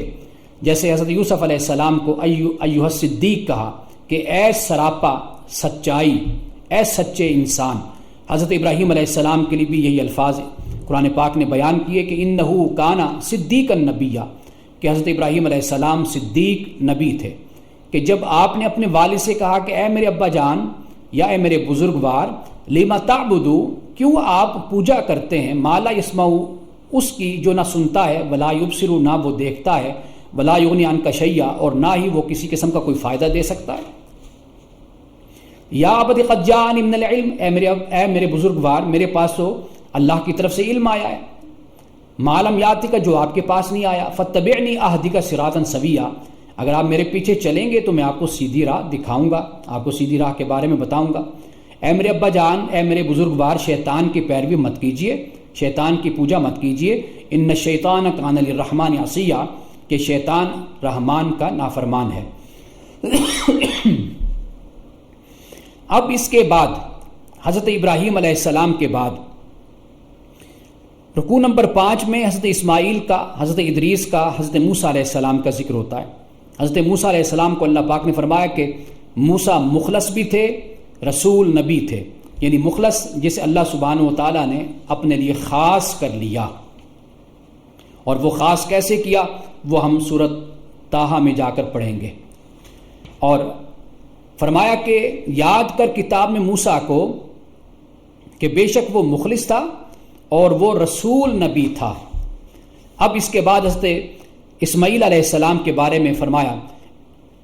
اِنَّهُ كَانَ صَادِقَ الْوَعْدِ کہ بے شک اسماعیل وعدے کا سچا تھا، وَكَانَ رَسُولًا نَبِيًّا اور وہ رسول نبی تھا، وَكَانَ يَأْمُرُ أَهْلَهُ بِالصَّلَاةِ وَالزَّكَاةِ اپنے گھر والوں کو نماز اور زکوٰۃ کی تلقین کرتا تھا، وَكَانَ عِندَ رَبِّهِ مَرْضِيًّا اور وہ اپنے رب کے نزدیک بڑا ہی پسندیدہ انسان تھا۔ اب آپ دیکھ لیجئے حضرت اسماعیل علیہ السلام بھی نماز اور زکوٰۃ کی تلقین کر رہے ہیں، گویا کہ انبیاء علیہ السلام میں نماز اور زکوٰۃ رائج تھی، سب انبیاء علیہ السلام اس کا اہتمام کرتے تھے۔ حضرت ادریس علیہ السلام کے بارے میں کہا کہ وذکر فی الکتاب ادریس کہ کتاب میں ادریس کا بھی ذکر کرو اور یاد کرو، انہ کان صدیقا نبیّا کہ وہ سچا نبی تھا، ورفعناہ مکانا علیہ اور ہم نے ادریس کو بھی مقام بلند عطا کیا۔ اب اس کے بعد وہ آیت ہے جس کا میں ذکر اکثر طور پر کرتا ہوں کہ اولئک الذین انعم اللہ علیہم من النبیین من ذریۃ آدم، یہ وہ لوگ ہیں کہ جن پہ اللہ تعالیٰ نے، یہ نبیوں میں سے ہیں اور آدم کی ذریت میں سے کہ اللہ نے ان پر انعام کیا، وممن حملنا مع نوح اور اس میں سے بھی کہ جو نوح کے ساتھ کشتی میں سوار ہوئے، ومن ذریۃ ابراہیم و اسرائیل اور ابراہیم اور اسرائیل کی ذریت سے بھی ہیں، وممن ہدینا واجتبینا اور یہ ان لوگوں میں سے بھی تھے جن کو ہم نے ہدایت بخشی اور ان کو ہم نے چن لیا، اذا تتلی علیہم آیات الرحمن خروا سجدا وبکیا کہ جب ان پر رحمان کی آیات کی تلاوت ہوتی ہے تو یہ سنتے ہی روتے ہوئے سجدے میں گر جاتے ہیں، یعنی انبیاء علیہ السلام بھی، ان کے اصحاب بھی، پھر اس کے بعد کہ جو صالحین ہیں، عابدین ہیں، زہداء ہیں، ان کی یہ حالت اور یہ کیفیت ہوتی ہے۔ یہ اصل میں اصل خلفاء اور اصل پیروکار یہ لوگ ہیں انبیاء علیہ السلام کے، لیکن بعد میں فرمایا فخلف من بعدہم خلف پھر ان کے بعد ناخلف آئے، ادا الصلاۃ نمازوں کو انہوں نے ضائع کیا، واتبعوا الشہوات اور پھر خواہشات نفس کی پیروی کی، فسوف یلقون غیا اور قریب ہے کہ یہ لوگ گمراہی کے انجام سے دوچار ہوں گے۔ غی سے مراد تباہی بھی مراد ہو سکتی ہے، الا من تاب وآمن وعمل صالحا مگر وہ لوگ جنہوں نے توبہ کی، ایمان لائے، اچھے کام کی، یہ وہ لوگ ہیں جو جنت میں داخل ہوں گے اور ان کے ساتھ بالکل ظلم نہیں کیا جائے گا۔ اور جنت وہ مقام ہے کہ لا یسمعون فیہا لغوا الا سلاما اور پھر اس جنت میں یہ لغو بات، کوئی بےہودہ بات نہیں سنیں گے سوائے سلامتی کے، سلام ہی سلام اور دعائیں ہی دعائیں ہوں گی ان کے لیے، وَلَهُمْ رِزْقُهُمْ فِيهَا بُكْرَةً وَعَشِيًّا اور صبح و شام ان کے لیے وہاں رزق ہوگا۔ اب آپ دیکھ لیجئے کہ نمازوں کو ضائع کرنے والے اور شہوات کی پیروی کرنے والے یہ ناخلف لوگ ہیں۔ بدقسمتی سے خود مسلمانوں میں بھی ایسے لوگ ہیں کہ جو نماز کے بارے میں ہمیشہ مسلمانوں میں شکوک و شبہات پیدا کرتے رہتے ہیں اور اس کی ایسی تعویل، ایسی توجیہ بیان کریں گے کہ جیسے لگے گا یہ جو 5 وقت کی نماز ہے یہ اس کی تو کوئی اہمیت ہی نہیں ہے، نہ یہ فرض ہے، نہ لازم ہے، نہ ضروری ہے، کچھ نہیں، بس اس سے مراد یہ کہ ایک معاشرتی نظام ہونا چاہیے، ایک اخلاقی نظام ہونا چاہیے، بس وہ معاشرے میں رائج ہونا چاہیے، در حقیقت اس کی طرف اشارہ ہے۔ جبکہ یہ وہ نماز ہے کہ جو حضرت آدم علیہ السلام سے لے کر رسول اللہ صلی اللہ علیہ وسلم تک سب نے ادا کی تھی اور سب نے پڑھی تھی، اور انسانی معاشروں میں کسی نہ کسی شکل میں اس کا وجود اور اس کا قیام موجود تھا۔ اب اس کے بعد رکوع نمبر 5 میں اللہ سبحانہ و تعالیٰ نے بعث بعد الموت کا صرف جواب نہیں دیا بلکہ قیامت کا پورا نقشہ اس میں بیان کر دیا۔ اللہ پاک نے آیت نمبر 66 میں جہاں سے اس رکوع کا آغاز ہوتا ہے 5ویں کا، وَيَقُولُ الْإِنسَانُ انسان کہتا ہے، اب انسان سے مراد یعنی یہی کفار و مشرکین اور یہ ملحدین کہ جو کیا کہتے ہیں اِذَا مَا مِتُّ لَسَوْفَ أُخْرَجُ حَيًّا کہ جب ہم مر جائیں گے تو کیا ہمیں پھر دوبارہ زندہ کر کے اٹھایا جائے گا۔ اولا یذکر الانسان کیا انسان یاد نہیں کرتا انا خلقناہ من قبل کہ بے شک ہم نے اس کو پہلے بھی تو پیدا کیا تھا، ولم یک شیئا جب یہ کچھ بھی نہیں تھا اس وقت بھی تو ہم نے اس کو پیدا کیا تھا، تو کیا پہلی دفعہ پیدا کرنا مشکل تھا یا دوسری دفعہ پیدا کرنا مشکل ہے۔ اب اس کے بعد اللہ سبحانہ و تعالیٰ نے پھر وہ جنت اور جہنم اور قیامت کے نقشے کو اس میں بیان کیا، اور پھر اس کے بعد جو چھٹا رکوع ہے اس میں اللہ سبحانہ و تعالیٰ نے شفاعت کا بھی ذکر کیا، اور پھر مسیح ابن مریم کو جو یہ اللہ کا بیٹا بناتے ہیں اس کا بھی رد کیا، اور پھر اس کی جو آخری آیت ہے سورۃ مریم کی وہ سب سے اہم آیت ہے اور وہ دل دہلا دینے والی آیت ہے۔ اب اس میں اللہ سبحانہ و تعالیٰ نے یہ فرمایا،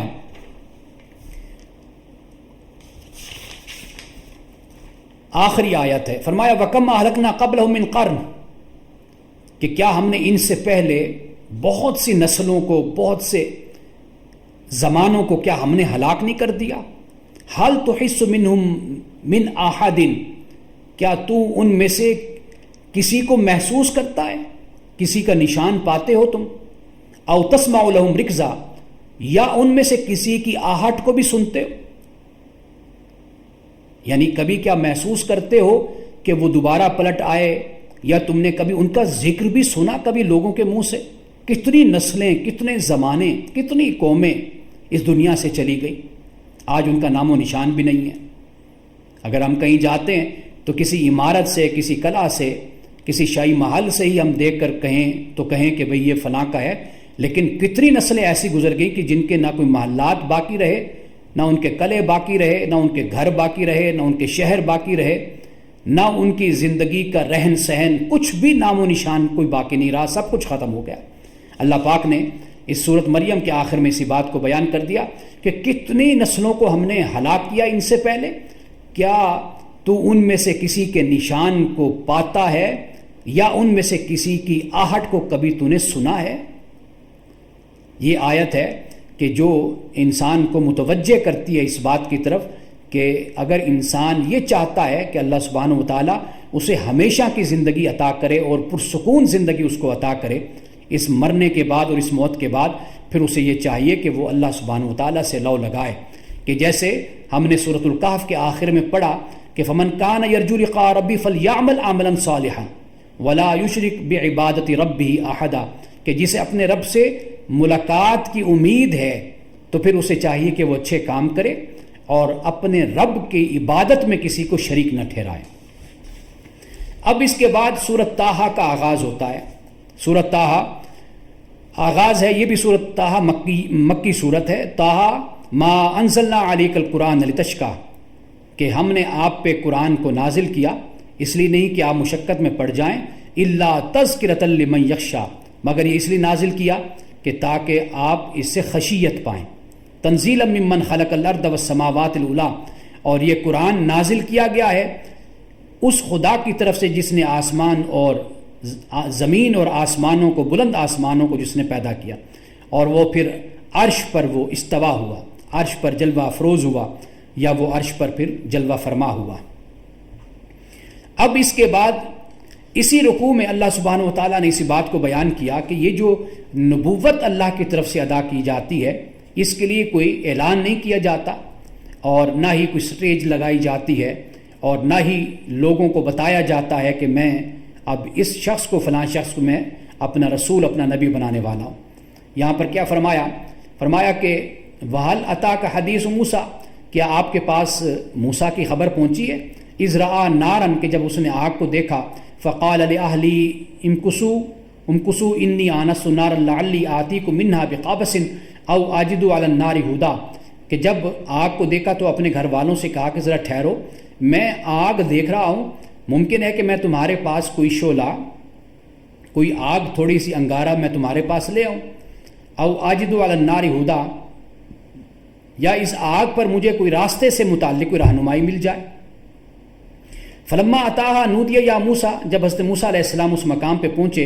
تو ندا دی گئی، اے موسیٰ انی انا ربک، کہ بے شک میں تیرا رب ہوں، فخلعنا علیک، اپنے جوتے اتار دے، انک بالوادی المقدس طویٰ، اس لیے کہ یہ وادی مقدس طویٰ ہے،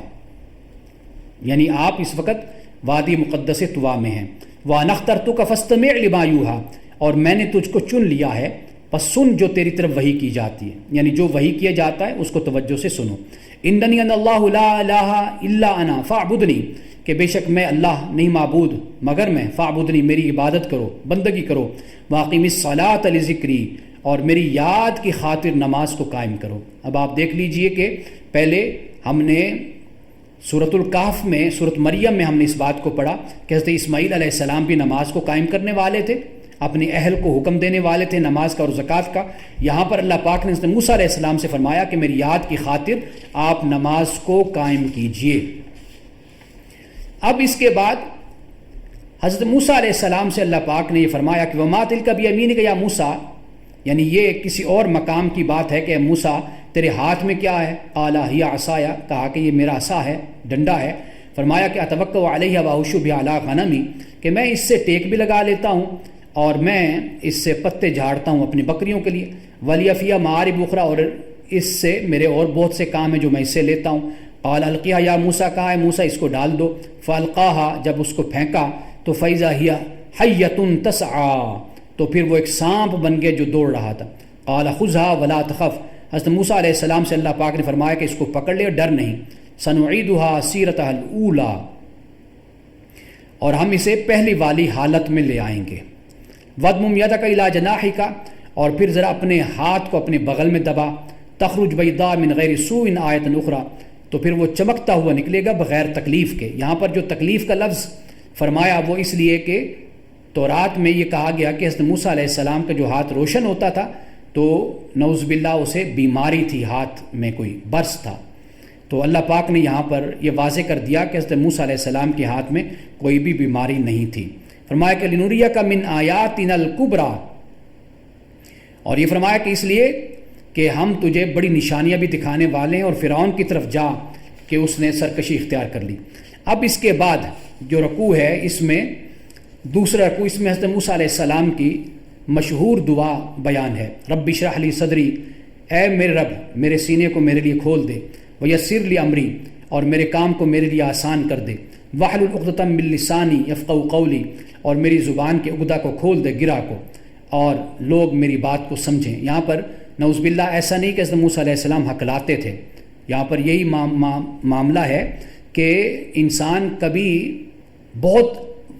فصاحت و بلاغت کے ساتھ گفتگو کرتا ہے، کبھی ایسا ہوتا ہے کہ انسان میں ایک گھٹن پیدا ہو جاتی ہے،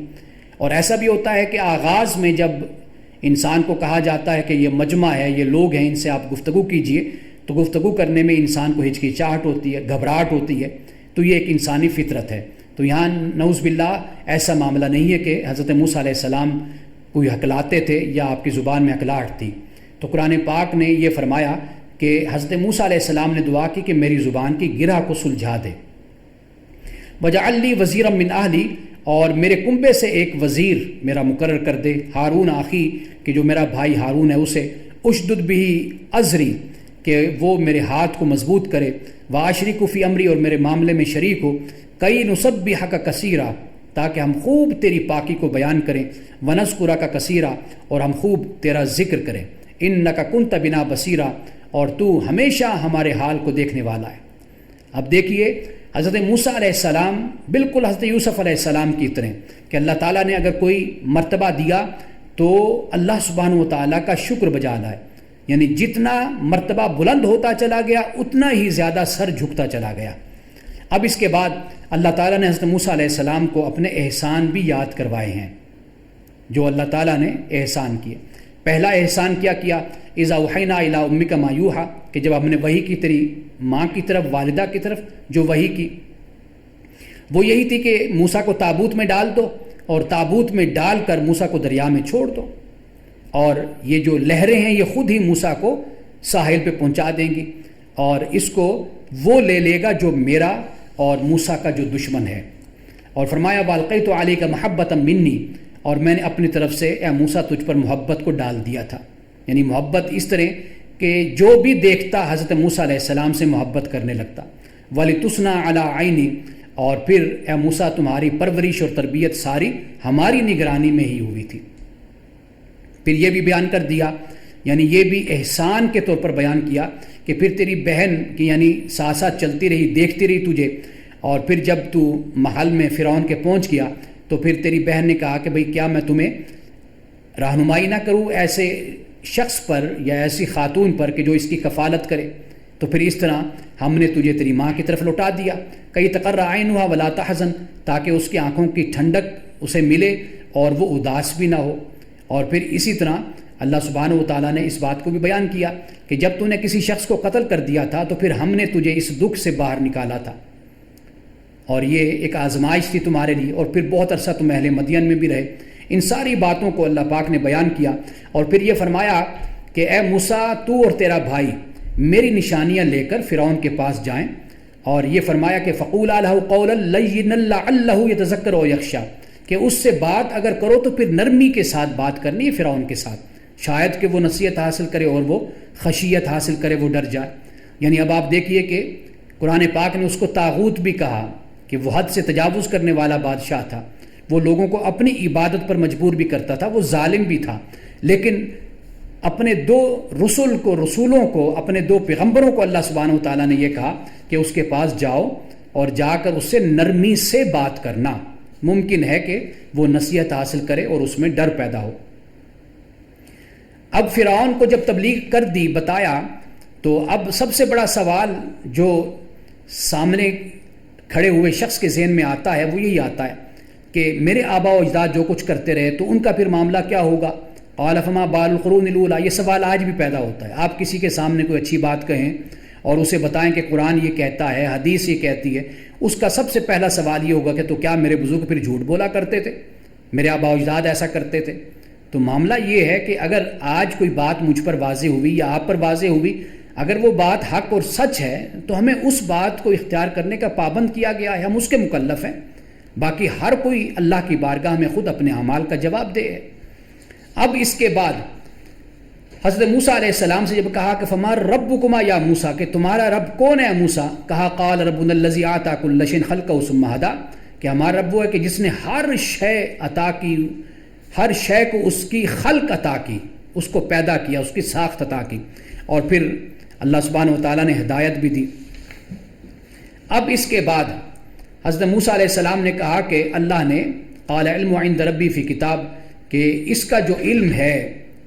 یعنی جو آبا و اجداد کے حوالے سے میں نے بات کی، تو اس کا علم تو میرے رب کے پاس ہے کتاب کے اندر، لا یضل ربی ولا ینسیٰ، اور اللہ سبحانہ و تعالیٰ نہ تو چوکتا ہے اور نہ وہ بھولتا ہے۔ اس کے بعد زمین کو اللہ تعالیٰ نے جو فرش بنا دیا، اس کا ذکر ہوا، اور اللہ سبحانہ و تعالیٰ کی جو نعمتیں ہیں، کہا کہ بھئی تم کھاؤ چرو، یہ سب کچھ اللہ نے تمہارے لیے بنایا ہے۔ اور پھر اس کے بعد رکوع نمبر 3 میں جادوگروں کے واقعے کو پھر بیان کیا جاتا ہے، جو سورۃ الاعراف میں بھی ہم نے پڑھا تھا۔ لیکن رکوع نمبر 3 کا جو آغاز ہوتا ہے وہ ان الفاظ سے ہوتا ہے کہ منہا خلقناکم، کہ ہم نے تمہیں پیدا کیا اسی سے، یعنی اسی زمین سے پیدا کیا، وفیہا نعیدکم، اور ہم تمہیں اسی میں لوٹا دیں گے، ومنہا نخرجکم تارۃ اخری، اور پھر اسی مٹی سے ہی ہم تمہیں دوسری مرتبہ نکالیں گے۔ اور پھر اس کے بعد جادوگروں کے واقعے کو بیان کیا جاتا ہے۔ ان کے واقعے کو بیان کرنے کے بعد اللہ سبحانہ و تعالیٰ نے یعنی اس بات کو بھی بیان کر دیا کہ پھر وہ جادوگر جب انہوں نے حضرت موسیٰ علیہ السلام کے معجزے کو دیکھا اور اس سے متاثر ہوئے بغیر نہ رہ سکے، انہیں یقین ہو گیا کہ حضرت موسیٰ علیہ السلام کے پاس جو ہے یہ جادو نہیں ہے، یہ واقعی اللہ کے پیغمبر ہیں، اللہ کے رسول ہیں۔ یہ دیکھ کر وہ ایمان لے آئے۔ پھر فرعون نے جو دھمکیاں دیں، جو کچھ بھی کہا، انہوں نے کہا کہ بس اب جان جا سکتی ہے لیکن اب ایمان نہیں جائے گا۔ اب چوتھے رکوع میں حضرت موسیٰ علیہ السلام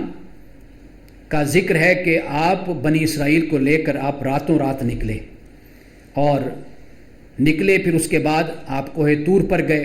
واپس آئے تو گوسالہ پرستی کا شکار آپ کی قوم ہو گئی۔ یہ سارا واقعہ رکوع نمبر 4 میں بیان کیا جاتا ہے، اور اس واقعے کو ہم نے سورۃ الاعراف میں بھی ہم نے پڑھا تھا۔ اب اس کے بعد کوہ طور سے جب آپ کی واپسی ہو گئی اور سامری جادوگر نے جو یہ طریقہ اختیار کیا اور بنی اسرائیل کو حضرت موسیٰ علیہ السلام کی قوم کو گمراہ کیا تھا، اللہ سبحانہ و تعالیٰ نے اس کو سزا بھی دی، اور اس کی سزا جو بیان کی گئی، یہاں پر ایک خاص بات بیان کرتا چلوں کہ حضرت موسیٰ علیہ السلام جب واپس آئے تو آپ نے اپنے بھائی ہارون پر آپ نے سختی کی، یعنی آپ کی داڑھی کو پکڑا حضرت ہارون کی اور اسے جھنجھوڑا،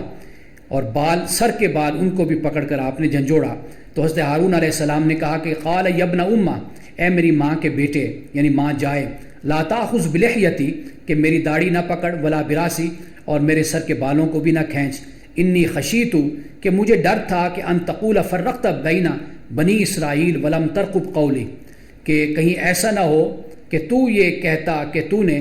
بنی اسرائیل کے درمیان پھوٹ ڈلوا دی ہے، یعنی ان کو فرقوں میں تقسیم کر دیا، ولم ترقب قولی، اور تو نے میری بات کا لحاظ نہیں کیا اور خیال نہیں کیا۔ یعنی حضرت ہارون علیہ السلام اس معاملے پہ دوسرے مقام پر سورۃ الاعراف میں ہم نے پڑھا، ایک اور مقام پر بھی پڑھا کہ حضرت ہارون علیہ السلام نے یہ کہا کہ بھئی یہ لوگ میری جان کے دشمن بن گئے تھے، مجھے ڈر تھا کہ یہ مجھے قتل نہ کر دیں، اور انہوں نے مجھے بے بس کر دیا تھا۔ وہاں پر اس بات کو بھی بیان کیا، اور یہاں پر اس بات کو بیان کیا کہ تفرقے کا ڈر تھا کہ کہیں تم آ کر یہ نہ کہو کہ میری قوم میں تم نے پھوٹ ڈال دی ہے۔ اب اس کے بعد جو سامری تھا اس کو اللہ سبحانہ و تعالیٰ کی طرف سے جو سزا دی گئی اس کا ذکر یہاں پر یہ ہے کہ قال فاذهب فإن لك في الحياة أن تقول لا مساس، حضرت موسیٰ علیہ السلام نے کہا کہ اب تو چلا جا، اب زندگی بھر، تمام زندگی تو یہی پکارتا رہے گا کہ مجھے نہ چھونا، مجھے نہ چھونا، یعنی اسے بیماری ہو گئی۔ لَكَ وَإِنَّ لَكَ مَوْعِدًا لَّن تُخْلَفَ، اور تیرے لیے بعض پرس کا بھی ایک وقت مقرر ہے، یعنی ایک وقت وہ ہے جو وعدے کا دن ہے کہ جس کی وعدہ خلافی نہیں کی جاتی، اور اس موقع پر بھی تجھ سے پوچھا جائے گا۔ ایک دنیاوی سزا، اس لیے کہ پیغمبر کی زندگی میں نافرمانوں کو سزا ملتی ہے،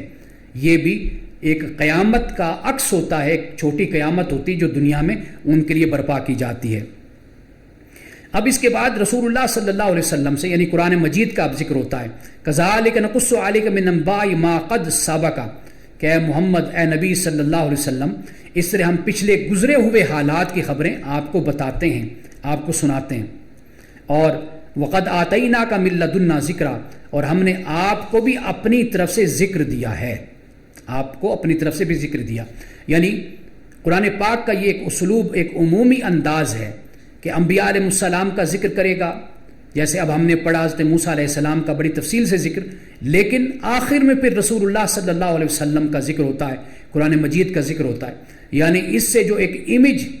ذہن میں قائم ہوتا ہے ایک انسان کے، قرآن پاک کی تلاوت کرنے والے کے، کہ رسول اللہ صلی اللہ علیہ وسلم کی نبوت بھی اسی کا تسلسل ہے، اور اب آپ ہی اللہ کے آخری نبی ہیں،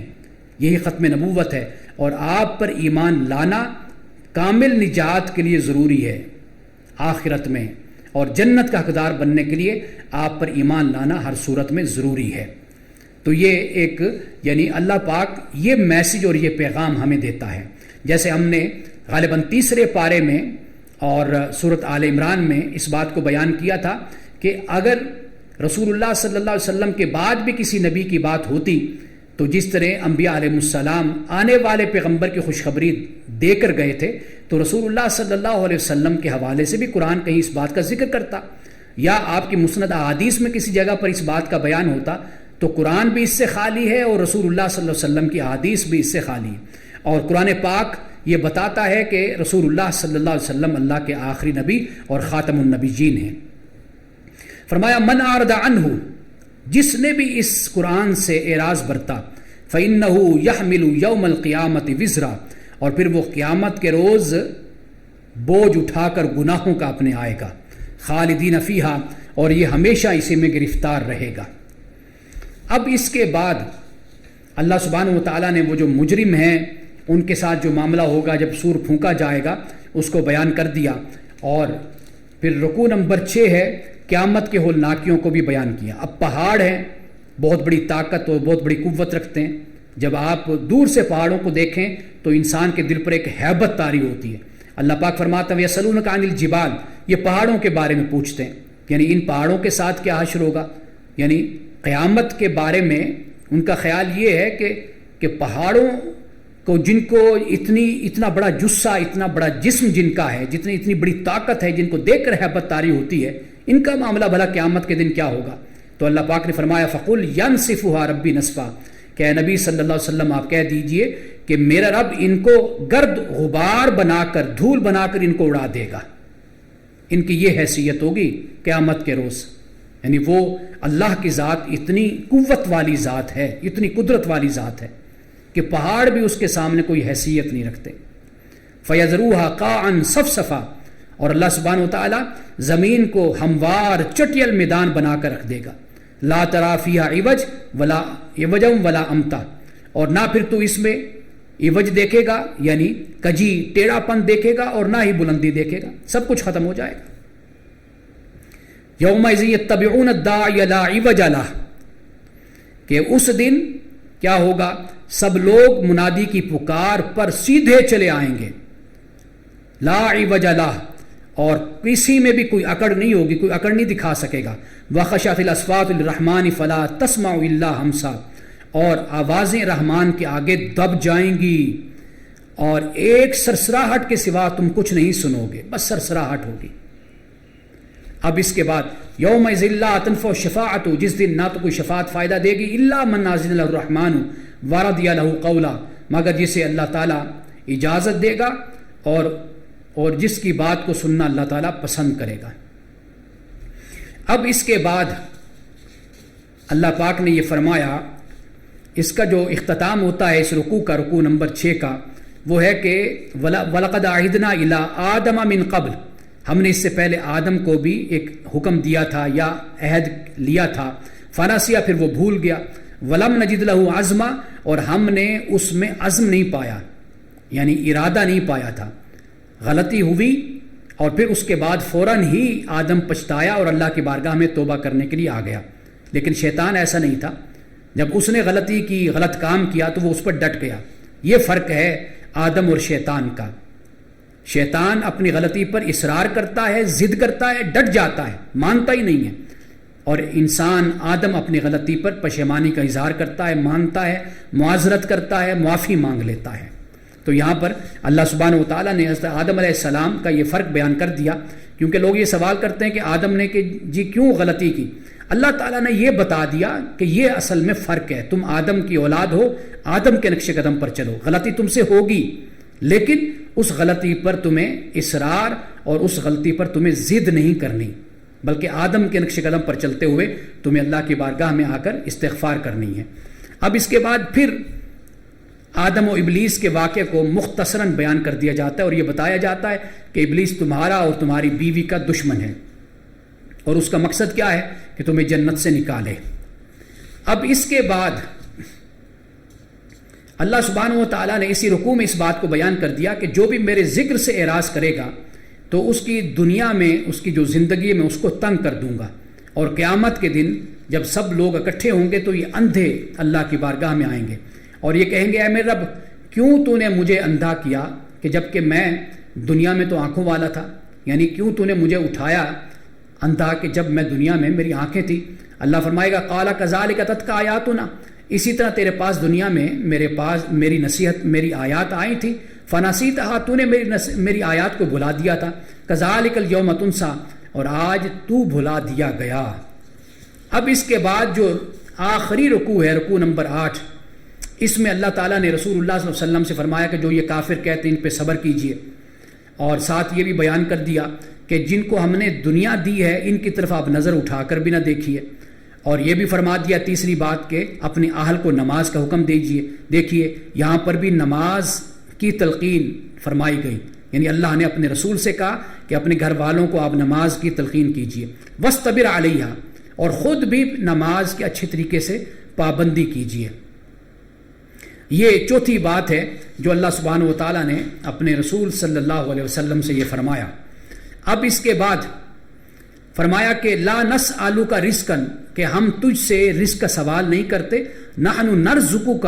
بلکہ ہم آپ کو رزق دیتے ہیں. یعنی کفار و مشرکین کو یہ بات بتائی کہ اللہ سبحانہ و تعالیٰ رزق دینے والا ہے، عطا کرنے والا ہے. والعاقبۃ للتقویٰ، اور اچھا انجام، بھلا انجام یہ تقوی اختیار کرنے والوں کے لیے ہوتا ہے. وقالوا لولا یاتینا بآیۃ من ربی، یہ کہتے ہیں کہ کیوں نہیں ہمارے پاس کوئی یہ نشانی لاتا اپنے رب کی طرف سے. فرمایا اولم تأتہم بینۃ ما فی الصحف الاولی، اور کیا ان کے پاس اگلے صحیفوں کے تمام تعلیمات کا بیان واضح نہیں آ گیا؟ یعنی مراد یہ ہے کہ یہ تو نشانی مانگتے ہیں، لیکن یہ بتاؤ کہ قرآن مجید جو بیان کرتا ہے کہ کیا یہ انبیاء علیہ السلام کی تعلیمات نہیں ہیں؟ کیا پہلے صحیفوں میں کیا انہی باتوں کو بیان نہیں کیا گیا؟ کیا اللہ کی طرف سے احکام اور ہدایات نہیں اتری، آیات بینات نہیں اتری؟ تو اگر ان آیات بینات کو، احکام کو دیکھ کر بھی یہ لوگ مسلمان نہیں ہو رہے تو پھر ان کو معجزہ دکھانے کی کوئی حاجت اور ضرورت نہیں اور کوئی فائدہ بھی نہیں ہے۔ اب اس کے بعد آخر میں آیت نمبر 135 ہے جس پہ اختتام ہوتا ہے، فرمایا قل کل متربص فتربصوا، اے نبی صلی اللہ علیہ وسلم کہہ دیجئے کہ تم سب صبر کرو، یعنی یہاں پر انتظار کے معنی میں متربص